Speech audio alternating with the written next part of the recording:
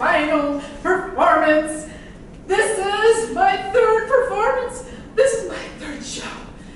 Welcome, everybody. How is everybody tonight? I expect you to participate. You can clap whenever you want. Don't throw anything at me, please. But I mean, this is going to be great, isn't it? Yes. Yeah. Okay, but what if it isn't? Then what happens? We'll still be here till the end, hanging Oh, out. hanging Hanging out with you, girl. Yeah. What if I just be myself, warts and all? Everything's gonna be great, and maybe in that way, that's where my brilliance appears, right? Yeah.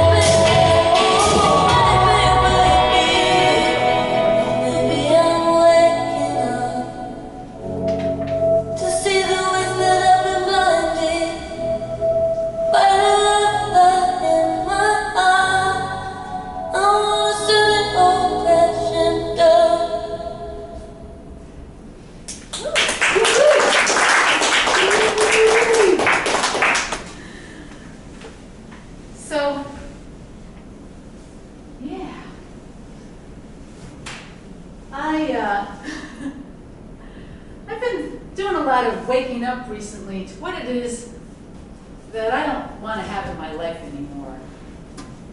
Like, eat only healthy foods and work long hours, that kind of thing isn't for me. What if I can just, sleep in as long as I want, be retired already, whatever I want to do, whatever makes me happy. So I'm starting to look at those things, what it is, what I want. And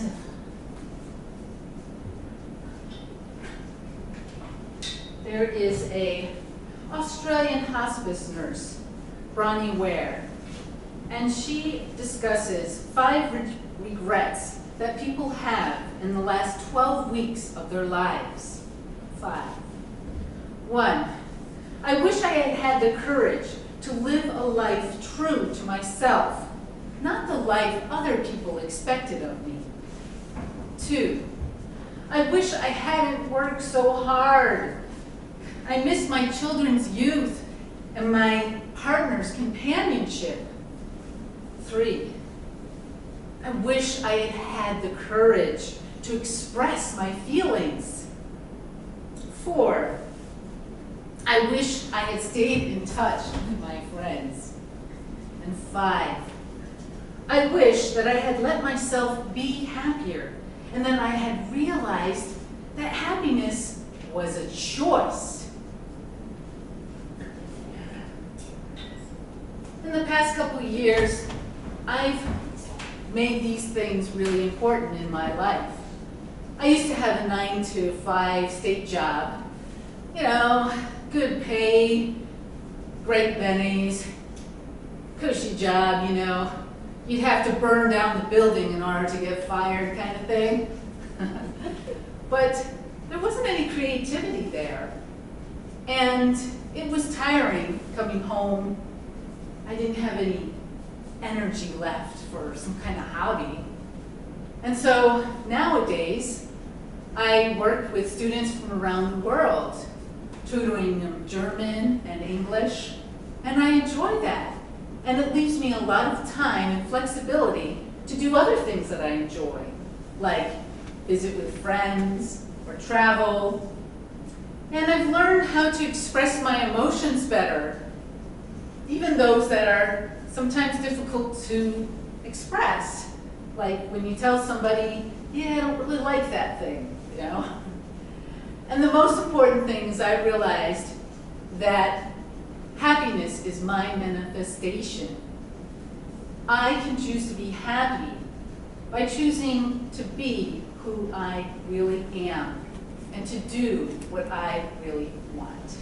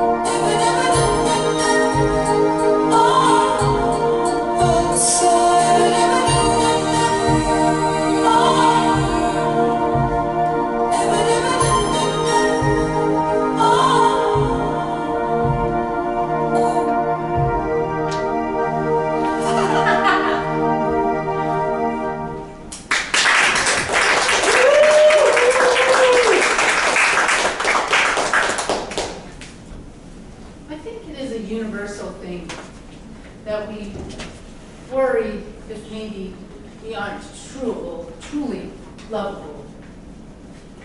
I searched long and hard for a community where I felt like there was this connection between us and we really understood each other.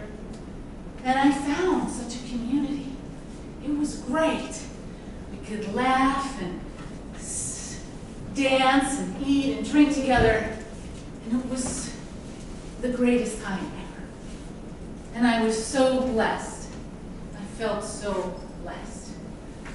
But this quickly dissipated and went away, and I felt really heartbroken and spent quite a few nights awake wondering if there were going to be no more I love yous for me. And I was building up my heart to protect myself.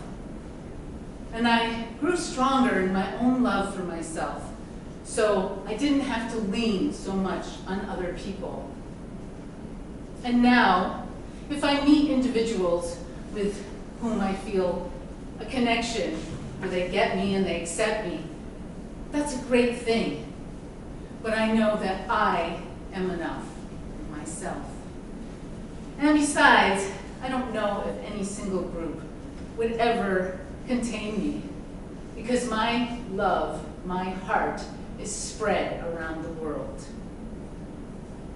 Don't leave me in all this pain.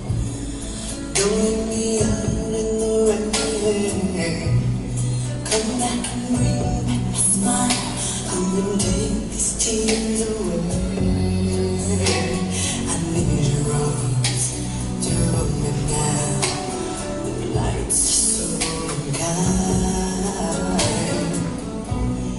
Bring back those nights when I held you beside me. Unbreak my heart. Say you love me again. Undo this hurt you cause when you walk out the door and walk out of my life. Uncry these tears.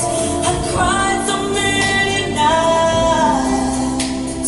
Unbreak my heart.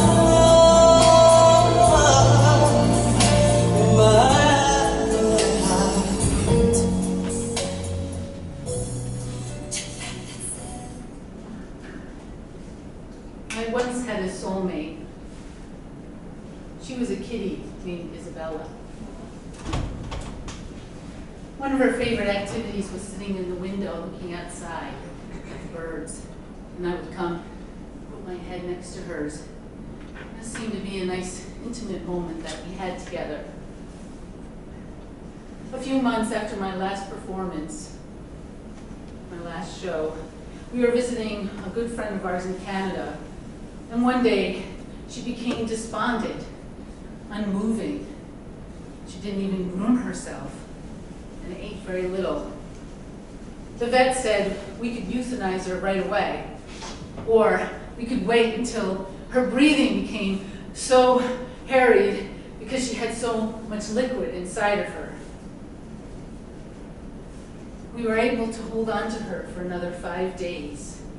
I was so upset, so sad, even mad. I even yelled at her, "How can you do this to me? Why are you leaving me?" And she just looked at me. She said, "Mama, what have I done wrong?" On the 5th day, I knew I had to pull myself together and be there, strong for her emotionally. So I wrote. It's called The Vibrational Ladder. And I started from where I was, which was feeling, I'm afraid of losing my best friend because she was diagnosed with cancer. And I worked my way up with positive and more positive thoughts until I reached, it helps to be positive and concentrate on my love and what is good and helpful. I am learning. And at this point, I was able to relax a little, and I could tell she did as well. And I went up to her. She was sitting in the window. And she turned her head towards me, and I to her. And we touched noses. And this was our last special moment together. A couple hours later, I returned from a yoga class that I desperately needed. And she was laying in the spots with her tail sticking out, and I opened it, and I could see that she had died. And I was both surprised and relieved. And we prayed for her, and we buried her, and the next day, though, I felt like I wanted to die. I couldn't go on without my best friend. What was the point? It hurt just too much, and I felt too alone. But gradually, I was able to feel better and better, and 6 weeks later, I ended up in a new living situation that included a little furry roommate named Maslow. And he was all like, hey there. And I said, don't even try, I'm not gonna fall in love with you. And he said, well, we'll see about that, won't we? And he won. I did end up falling in love with him. And he healed me in the last 6 or so years. This year on my birthday, a couple months ago, I was walking through the woods and I thought about Isabella. And I said, please, come back to me. And I believe this was possible because a psychic friend of mine told me that we could have more than one version of our pet during our lifetime. And I found myself a couple hours later adopting a small, tiny little tiger kitty. And in the middle of it all, going, what the heck am I doing? I mean, I like to travel. Now I got this cat to worry about. Well, what am I gonna do?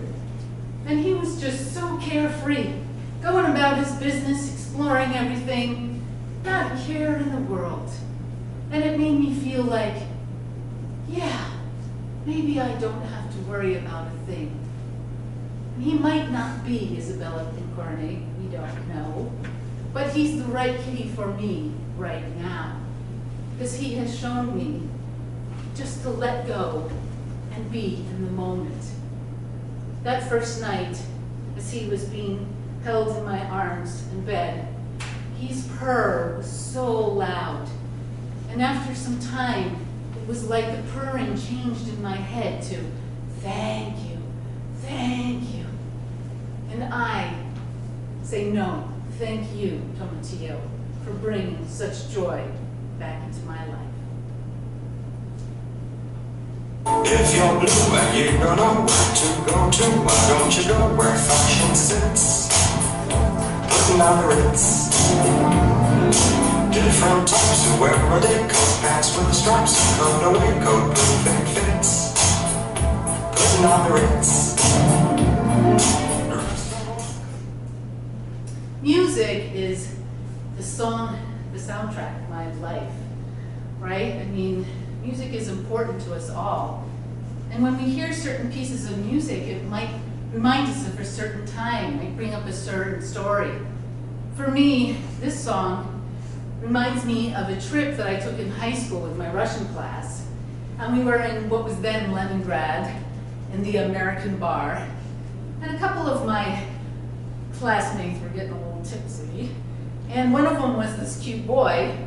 And this song came on and he started dancing to it. And I was really amazed as he was able to do a pirouette and come around with his foot up in the air. And I was like, wow, damn, this guy impresses me. So I was wondering, anyone here, this song or another song that you can think of that reminds you of a time or a story? Anyone? Anyone? Bueller?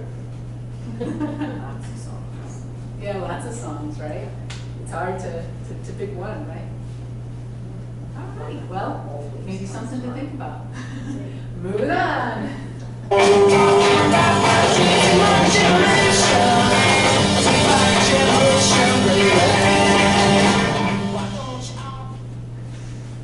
I firmly identify with Generation X. That's my generation. But we're kind of lost and misunderstood. We're the middle child between the baby boomers and the millennials. And did you know there were less of us born than in those two generations? We've witnessed so many things. We've seen the end of things like the Vietnam War and the beginning of personal computers. We went through Reaganomics, and we saw the Berlin Wall come down and the Cold War supposedly end. And we had the coolest music, MTV generation, right? I mean, everyone says that our generation, the music just can't be beat. And we had all these cool movies out there, from adrenaline movies like Top Gun to teenage angst movies like The Breakfast Club, and Cold War movies like Gotcha. And it was a lot of fun, and I think we spent a lot of time being entertained. But we're also, I think, the play hard but work hard generation. We're behind the scenes. We get the job done. We're the bridge. But maybe now, since we're in our 50s, it might be time to take stock of who we really are as individuals. And in doing so, perhaps share that with each other and with other generations. Show them who we really are, Gen X. The 80s were also the time of the yuppies, right? The, let's see, young urban professionals. And so it was my understanding, and if you're in Gen X too, maybe your understanding as an American, that the only way to success was up the corporate ladder, right? To a corner office with a company car and the use of a Learjet. And it took me a long time to realize there was no way that I was ever going to achieve this, and even longer to realize that was okay, that I didn't really want that anyway, and that there were other ways to be successful in life. You see, I'm a Jill of all trades. I like many different things. I like languages. I like to do things with my hands. I like the arts, the performing arts. I like to travel. I like to work directly with people. And in the Dictionary of Occupational Titles, it was kind of hard to find anything that really matched that. I did find something kind of close, the International Student Advisor. And I thought that I would be helping students from around the world get accustomed to the US. I thought, oh, that would be so great, and I would have so much fun. But when I actually got that job, I found out that it was a lot of paperwork and a lot of monitoring the student's status and make sure they stayed within their visa requirements. And this was boring and definitely unromantic and unheroic. Some people live their dream. Some people close their eyes. Some people's destiny passes by. There are no guarantees. There are no alibis.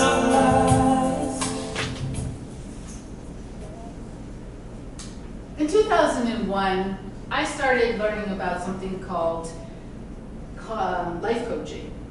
And I thought, oh, this would be cool. It can help other people find out what it is they really want to do and help them do it. And I was taking these coaching classes and workshops, and in the very last day of the very last workshop, my co-student was trying really hard to get me to the place where I knew exactly what I wanted to do as a coach. And so he goes, okay, what do you want to do? And I say, travel? And he's like, okay, where? I said, Italy? He's like, okay, and then what? I don't know. He's like, grabs my arm, come with me. And he takes me, rushes me outside of the Best Western. And there's this big fountain out there, and this limo is just magically pulling up at that right moment. And he's like, here you are in Italy, here's your limo. What do you do now? And I'm like, I just want to enjoy my time in Italy. Yeah. And so I then realized that the thing that I most wanted to do in life was be a world traveler. But that's not something you usually get paid for. And so I continued on, and I was working at a Greek coffee shop, and it was kind of, nothing was happening. So I was reading this book about countries and what about them made them happy, and I was also simultaneously watching a video about the law of attraction, about how the universe just wants to expand and wants us to be happy and blah, blah, blah. And all of a sudden, bam, I had this epiphany. I was like, wow, okay. So all civilization started in one place, yeah? And it started taking off, shooting off to all four corners of the world and changing and developing. And now, wow, wouldn't it be great if I went all over the world and I gathered up those different perceptions, perspectives, and the way, different solutions to problems. And I come back and share it with people. And we could all learn how better to understand each other and to connect and to solve problems. Wow, doesn't that sound brilliant? And so I thought, well, maybe this is my life purpose. Well, it's not something that I've accomplished as yet, but I do want to see as much of the world as I can. And so far, I've managed to make it up to about 30 countries.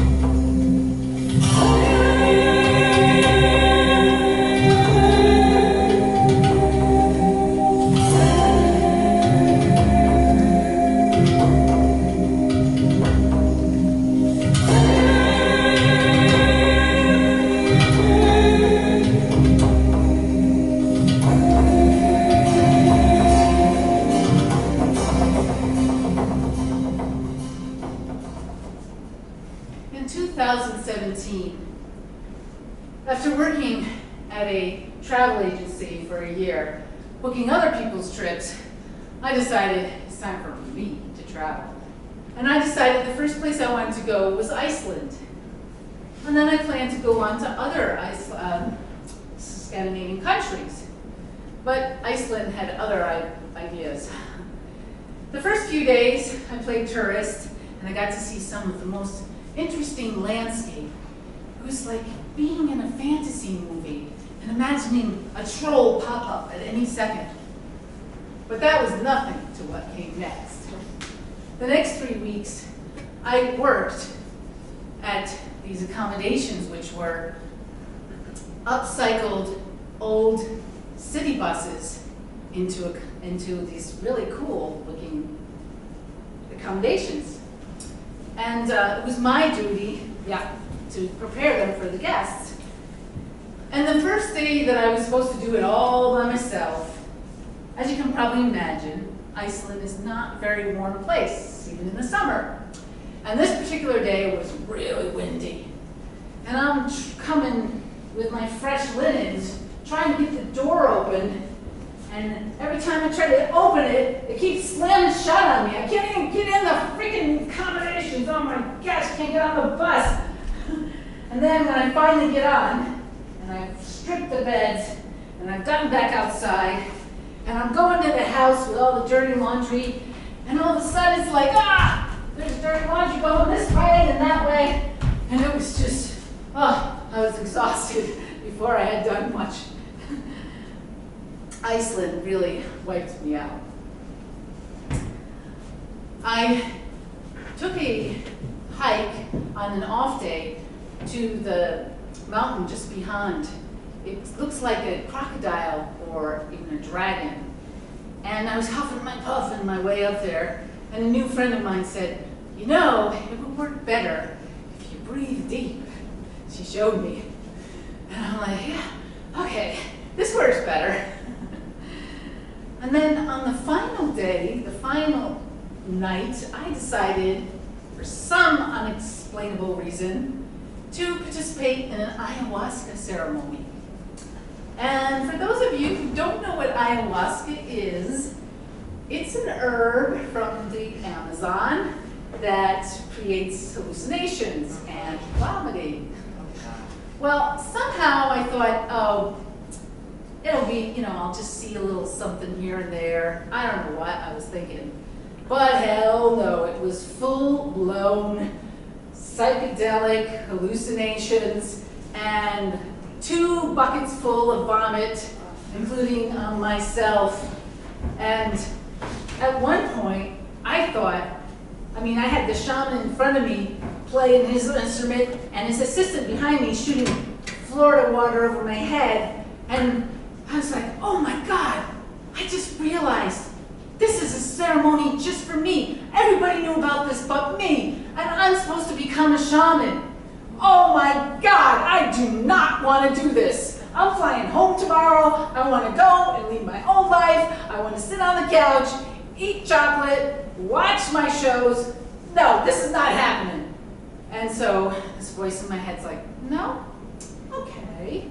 And it just all simmered down. And then a little while later, the shaman's wife came and she said, you just have one more assignment before this ceremony's over. And it'll be over soon, don't worry. She said, I want you to breathe in and out. Deeply, she demonstrated for me. And I'm like, okay. And so every time I started feeling nauseous, I was like, oh, yeah, right, that was that thing I was supposed to do, yeah, because you're under the effects of these drugs, it's hard to think. And you're like, okay, breathe in and out. And so that helped the nausea go away. 2-time lesson about deep breathing. How about that? And one day, I was on the shore of the Atlantic Ocean in Iceland, and I saw up ahead a rock, and it was huge, it looked like a throne. And I thought, oh, that would be cool to sit there. But I was concerned that the elements would punish me. And then again, there was this voice in my head that said, well, why not? You're a queen. And I thought, what? How can that be possible? It seemed much more easier to believe in all the bad things about myself, and not that I had such strength. Let the sun go down. I just know that something good is gonna happen. I don't know when, but just saying I could even make it happen. On top. 2020, COVID. Everybody has their own COVID stories, but I think they all pretty much ended up the same as mine. Plans made that were totally ditched. My plan was to travel all over Europe and then hitch a ride on the Trans-Siberian Railroad across to the other side of Russia and hop a little plane over to Japan. Well, of course, spoiler alert, that did not happen. And instead, I felt very stuck, and I felt really scared. You know, it sounded really deadly. What if I or someone I really cared about died? But there were some things, some positives, right? We saw a lessening of pollution for a while. We saw some animals come out and say hello. I even had my own sort of close encounter with a bear at a natural sanctuary nearby. And I realized that I was kind of relieved that there weren't so many events to go to. I suddenly realized that I was more of an introvert than I thought. But whenever things really got bad, because sometimes it just seemed like this was never going to end. We're going to be wearing these masks and being inside forever. I would listen to this song. And one day I was listening and I said the words, "The sun's coming out," and the dark sky just blew open and all this light came pouring out. And it made me think, things will be okay. Also during this time, because I was worried about getting sick, I decided to try to boost my immune system because I've had neuroendocrine tumors since 2003. And so I went back to doctors and was prodded and poked and all that stressful stuff. And I also decided to try to eat more healthy.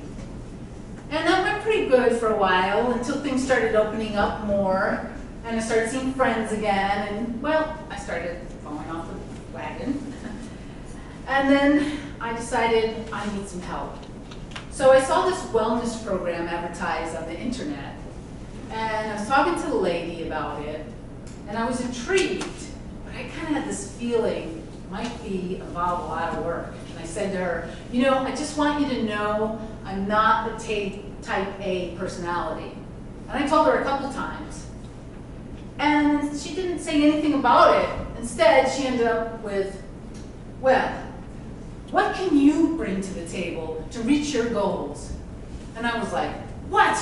It's like she's trying to challenge me. And now I have to step up and defend myself.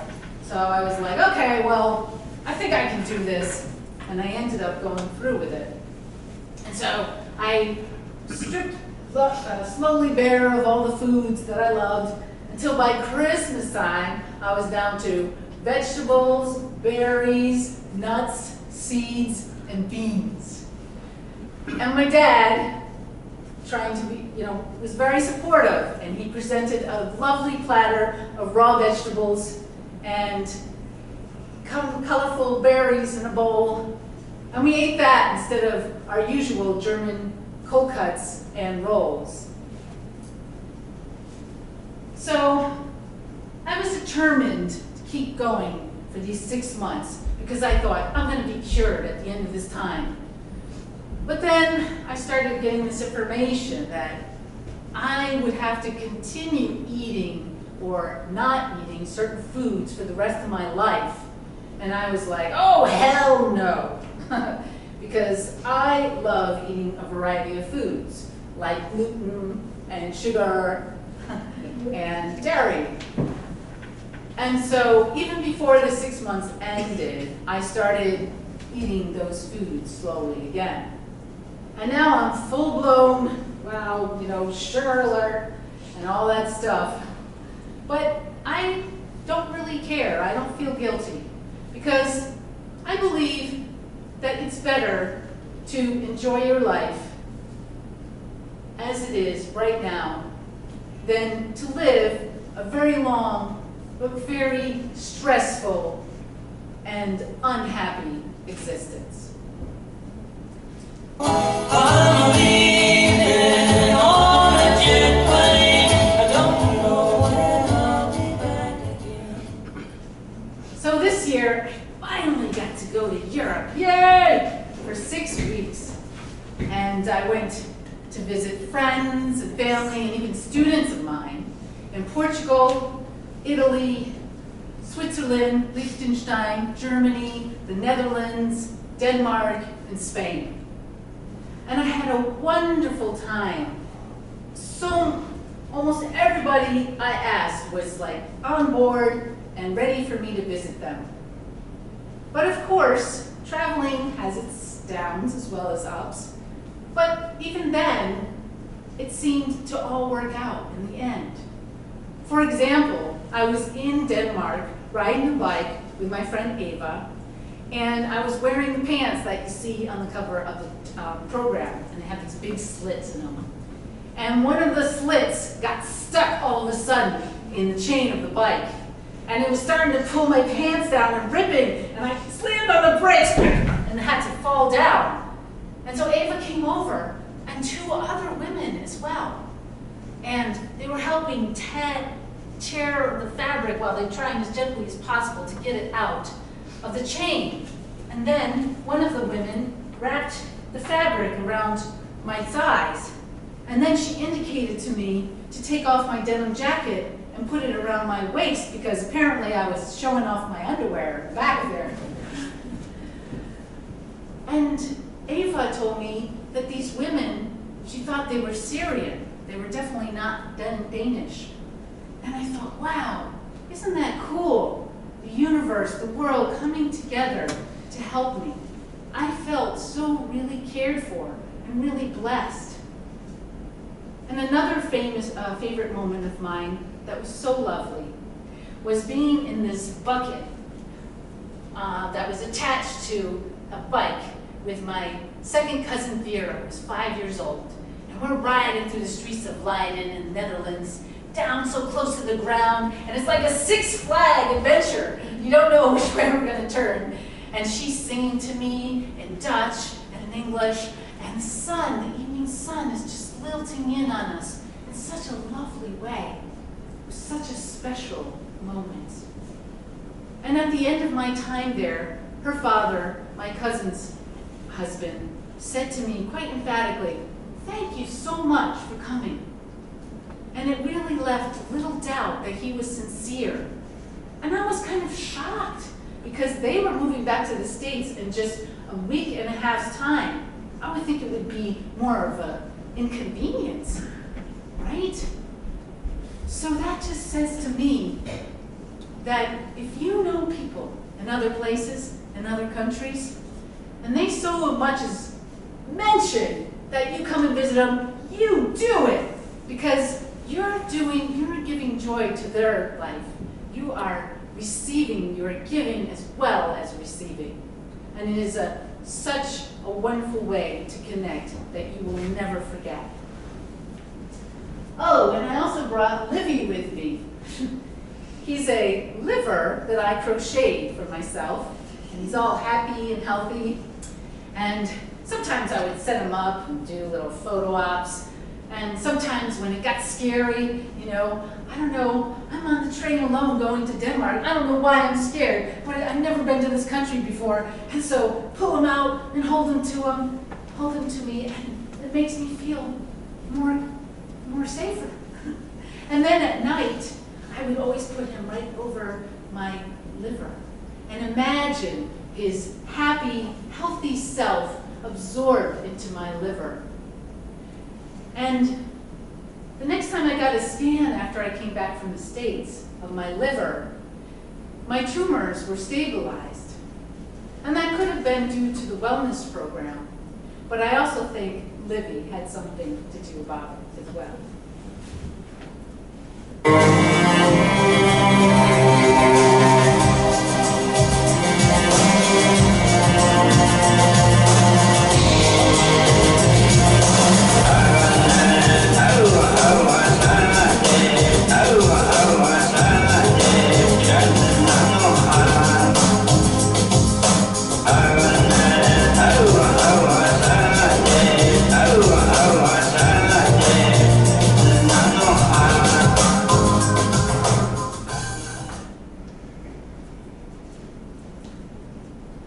I built this drum by myself, and I'm very proud of that. I did that, I want to say it right, because I think it's important. at the Ganajohalege, the Mohawk Community Center in Fonda, New York. And it was wonderful that there were Native Americans there who were also doing their drum, because I really revere first Native nations folk. And we passed around this eagle feather, and when you held it, you spoke your truth. And my truth included crying, which made me embarrassed, and I kind of wondered if maybe I was being a little too dramatic. But everyone seemed to accept it as my truth. Sometime later, I asked a woman who I'd actually met in Iceland, but she was from Canada, and she was a drum builder and painter, if she would paint on my drum. And I was thinking, I'm going to have this majestic dragon or stately tree of life. And instead, I got this. It's a spider woman. And I was horrified. I was like, what? What does this have to do with me? And at night, I was thinking, okay, why is this so horrifying to me? I'm like, well, spiders, you know, one could drop right now from the ceiling and into my open mouth. I couldn't do anything about it. And they could bite me, sometimes they can even kill me. And I realized beyond that, that it was having no control. It was having to let go of some things that I had no control over. And I also learned that the Navajo revere the spider woman. They see her as a guide and a watcher over them. So I finally found that this was perfect for me, and I embrace her power. And now I'd like you to sit back and relax, close your eyes for a moment, as I will play a little bit on the drum.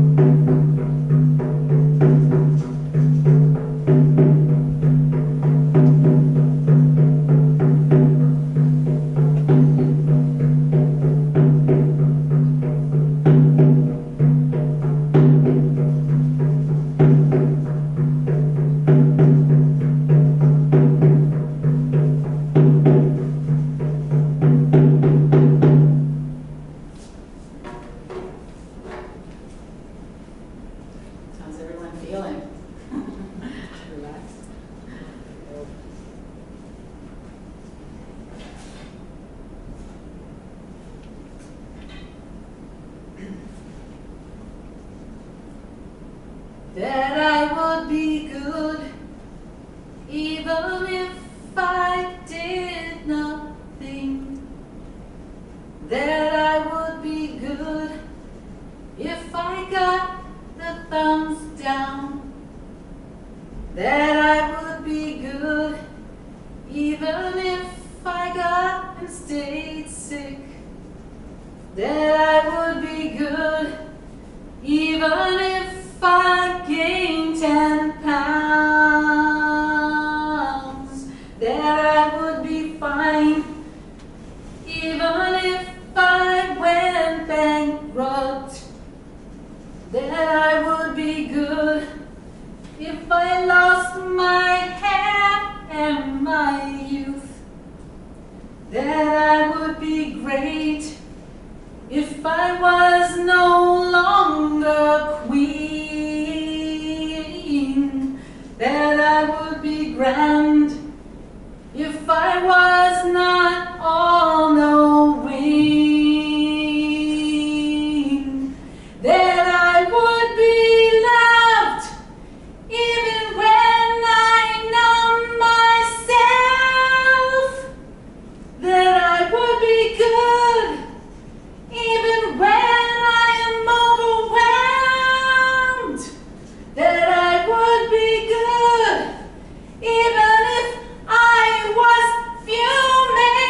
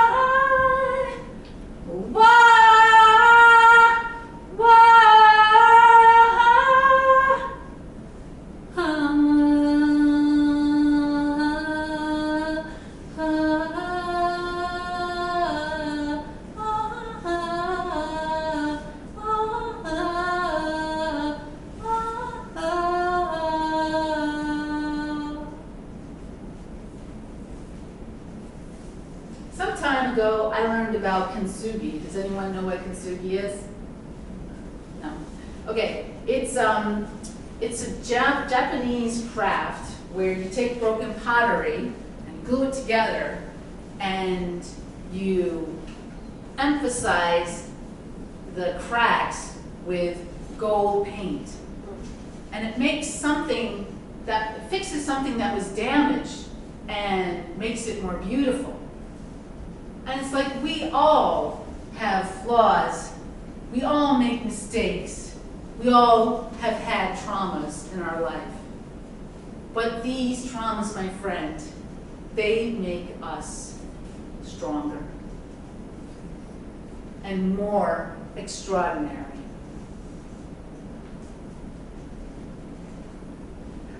I've always wanted to be perfect. I wanted to nail it right. And this year, I went down to the 9/11 memorial to read 20 names of victims out loud, including my brothers. And one reason I wanted to do that was because, well, I wanted to honor my brother, and I wanted to make sure that his name, his middle name, was said correctly, because they always would say Anton instead of Anton. But I also wanted to get all the other victims' names right, to honor them as well. And so I practiced and I practiced, and the actual moment of being on stage with the cameras on, and you know that there's people all over the world watching you, and you kind of, like a little bit, got a little caught in there, and I made some mistakes. And that kind of bothered me. But all the texts that I got from friends and family, they were like, "Good job, Lisa. We're so proud of you." And so I thought, maybe it's just me. Maybe I'm my only critic at this point. And maybe, instead of looking at what I may have not done quite right, I should look at the fact that I was there and I did something that I thought was scary and also important. And being there in the moment as much as possible, that is where our brilliance is, all of ours. And even doing this show, I thought, okay, this is going to be my crowning glory in the trilogy, and I'm going to be so enlightened and blah, blah, blah. And in the middle of it all, I was like, oh, please, why am I doing this? I mean, people have, what am I saying that hasn't already been said a million times by a million other people? And then I thought, well, wait a minute, okay, but those people aren't me. And I have my own voice that no one can replicate. And maybe concentrating on those things, making everything so polished, is actually taking away from who we really are. It's like covering ourselves up. So what if we just all stand in our brilliance of who we are as human beings, flaws and all, and are excited and happy and joyful, and look forward to the future? My favorite movie is Dan in Real Life, and I find the ending exquisite. Be prepared to be surprised, or plan to be surprised. And I think of this as a good omen, that good things are going to happen, even though it's all up in the air. Life is hard, work is dirty, friends plead poverty. Fame and fortune keeps its own time, so don't wait up. But if you can feel the sun, if you can feel the rain, life can't be bad. If you got food to eat and all your dreams to dream, Life can't be bad if you can walk away and fight another day. Life can't be that bad for all the things that I can do. How can I complain? I've got no broken wings. I've got a heart that sings, and I feel blessed.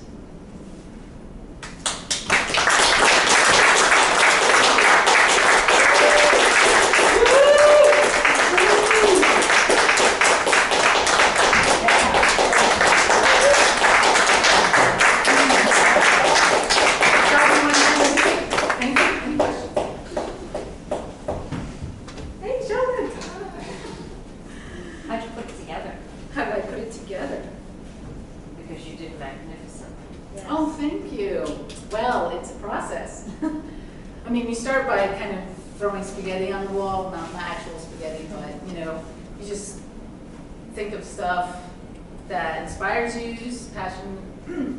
passionate pieces, usually while you're listening to good music from the 80s. Or late at night, 3 in the morning? Well, no. I usually did it during the day. That would have been a good thing because I actually am a night person. And then the middle part is the most agonizing because it's like, you have to put it all together. And you're like, oh, how does this make sense? What is good? You know, what can we keep? What should we throw away? You know, that kind of stuff. What are the juicy bits? So yeah. That answers your question.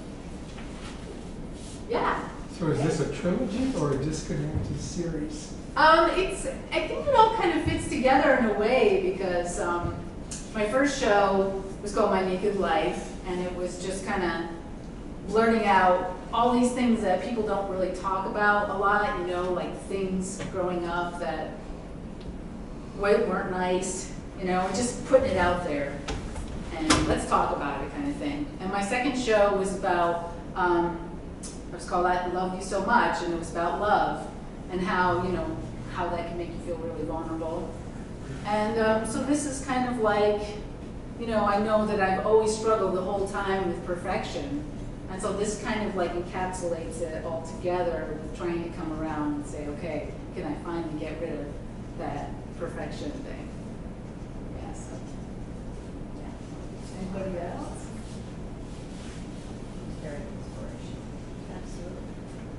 Great message. Yeah. It's wonderful. Thank you. Hey, Mo. I have a question. Yeah. Was it more about expressing yourself and freeing yourself or trying to help other people, or was it a mix? It was definitely a mix. Good question. Yeah.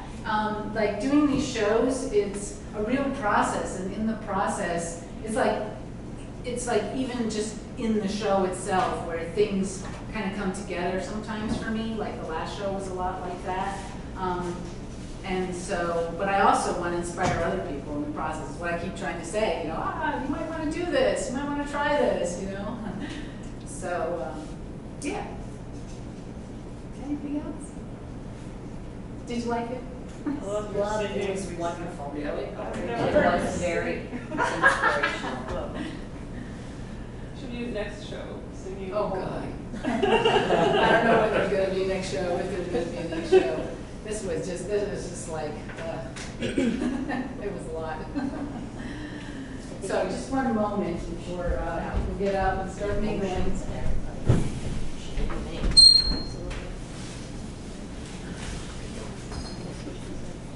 So I want to thank 3 people specifically.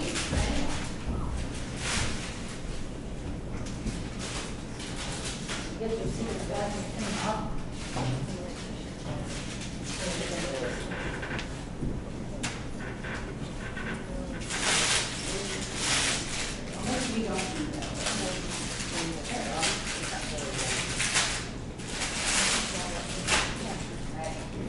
So first, Steve, thanks for doing the jar. So